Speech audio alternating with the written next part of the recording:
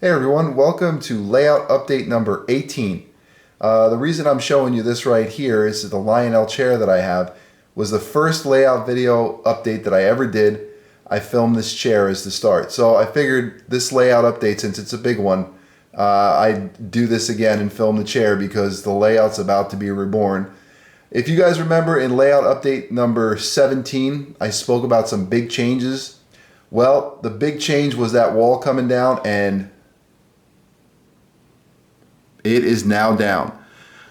Before I go any further, I just want to take this time to thank all my subscribers who have been following me for a long time and welcome all my new subscribers to my videos. I thank you guys for always watching, commenting, and supporting my train hobby. So let's get right into it. Let's show you guys all the differences.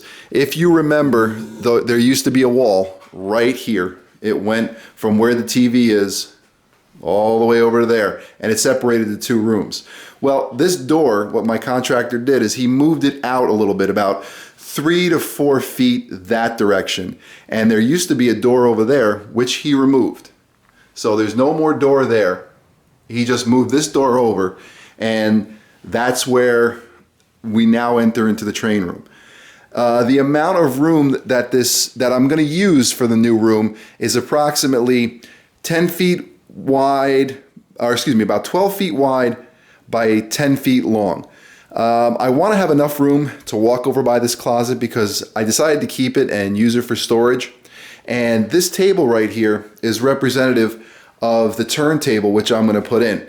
This is actually a little bit bigger than the turntable which I showed you guys in layout update number 17, which is okay because I wanted to get an idea of how much room I was going to have.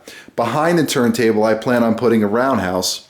And I also, more than likely, going to have track running behind the roundhouse. So those boxes are the switch boxes, which I use on the current layout. I wanted to put them there to give myself an idea of how much room I would have. Now, obviously, nothing is set in stone until I start figuring out all the dimensions that I have and how I can make this work. The tentative plan right now is to take the existing track from this portion and have it come around. And right about this area here, I plan on having a lift out bridge to be able to get in. And this section right here where I'm standing will probably be open with a control panel. That way I can control the entire layout. And I will have, from the bridge, I'll have the track go right around towards that wall and more than likely connect over here. Now, the existing layout will probably change completely.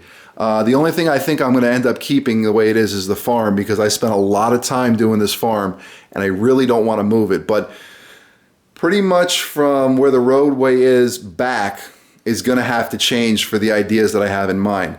Now, if you guys notice, you'll see some people down here and there. That's because the contractor was actually standing on my layout.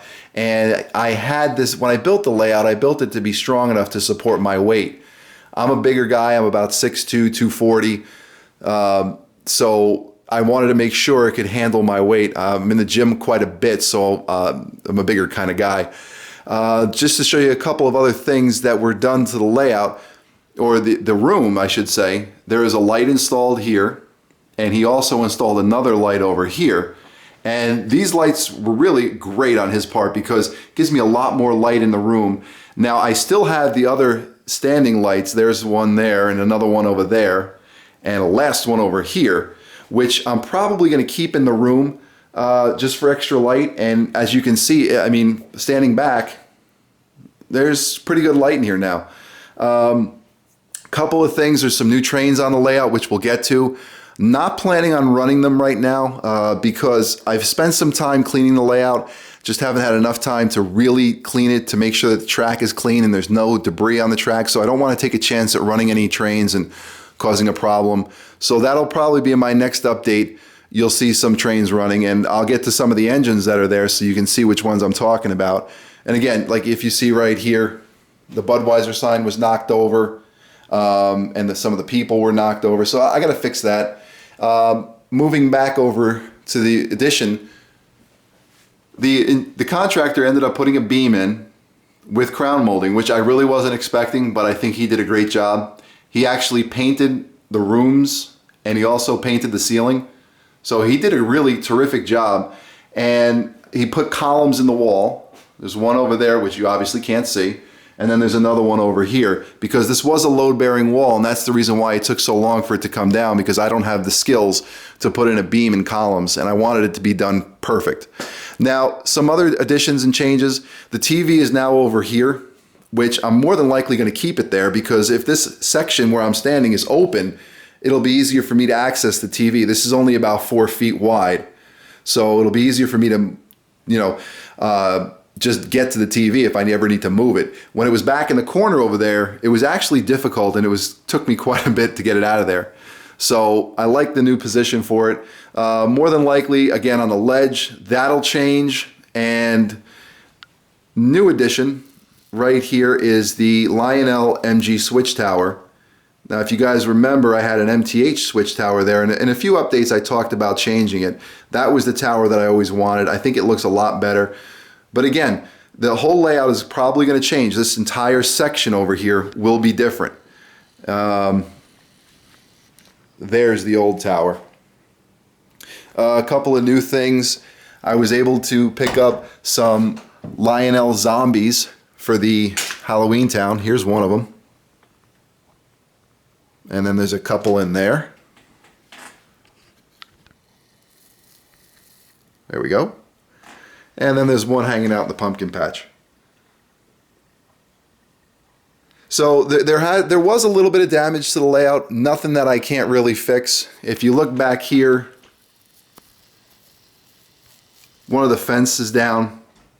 But considering the damage that could have been done to this, and especially with someone that usually isn't delicate, it could have been far worse. And I have to commend them on the job that they did for, I mean, there's hardly any dust on some of the buildings, which I cleaned some of them off, but for the most part, I haven't gotten to the middle buildings. And if you look on the tanks over here, you can see a little bit. But I mean, in general, they did a phenomenal job. They even had, where the old wall was here, this will give you guys an idea of what we're looking at. The old wall was right there, and they actually hung paper and drop cloths from the ceiling so that way the layout wouldn't get touched. So I can't commend them enough. I can't say how great of a job they did. I'm extremely impressed. But again, just little things need to be fixed. Like these girls got knocked over, so I'll have to fix them. And then if you look over here, you can actually see where the contractor was stepping. Right there in front of the cars. There we go. So, little things that need to be fixed. Not that bad. Again, it could have been a lot worse considering how delicate the layout is and how intricate it is. Now moving right along, the new things that are added to the layout is I was able to pick up the Norfolk and Western 611 Pocahontas set. And you guys know I'm not really into passenger cars, but I got to thank my friend Nick for pushing me to get this entire set and not just the engine, because for passenger cars, I think they're phenomenal. Let me get around so you can see a little bit more.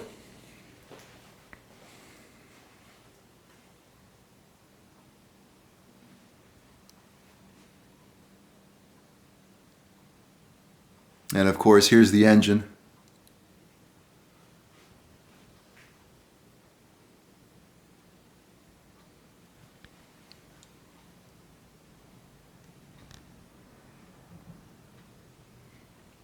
Another engine which I was fortunate enough to pick up is the Nickel Plate Road 765.